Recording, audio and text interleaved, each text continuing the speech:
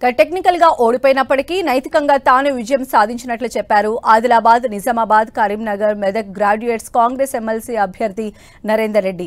Elimination లో తనకు పెద్దగా ప్రయోజనం జరగలేదన్నారు. చెల్లని 28,000 ఓట్లలో తనకు 15,000 ఓట్లు పడ్డాయన్నారు. సోషల్ మీడియాలో ప్రత్యర్థులు విష ప్రచారం చేసినప్పటికీ కరీంనగర్ లో భారీగా ఓట్లు సాధించామన్నారు. కరీంనగర్ కాంగ్రెస్ శ్రేణులకు లీడర్ అవసరం ఉందని, ఇప్పటి నుంచి యాక్టివ్ కాంగ్రెస్ కార్యకర్తగా పనిచేస్తానన్నారు. కరీంనగర్లో కాంగ్రెస్ ను ప్రక్షాళన చేయాల్సిన అవసరం ఉందని, మెదక్ జిల్లాలో తమకు మైనస్ జరిగిందన్నారు. మ్యాజిక్ ఫిగర్ రాకున్నా బీజేపీ అభ్యర్థిని విజేతగా ప్రకటించారన్నారు.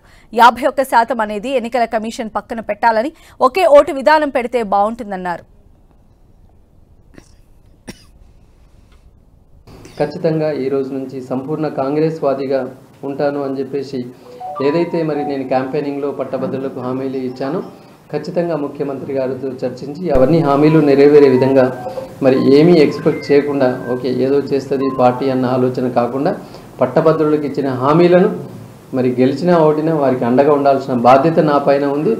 అదేవిధంగా ఆ బాధ్యతలు నిర్వహిస్తూ ఖచ్చితంగా వాటన్నింటికి కూడా సమస్యల దృష్ట్యా నేను తప్పకుండా ప్రయత్నం చేస్తానని చెప్పేసి కూడా హామీ ఇస్తున్నాను.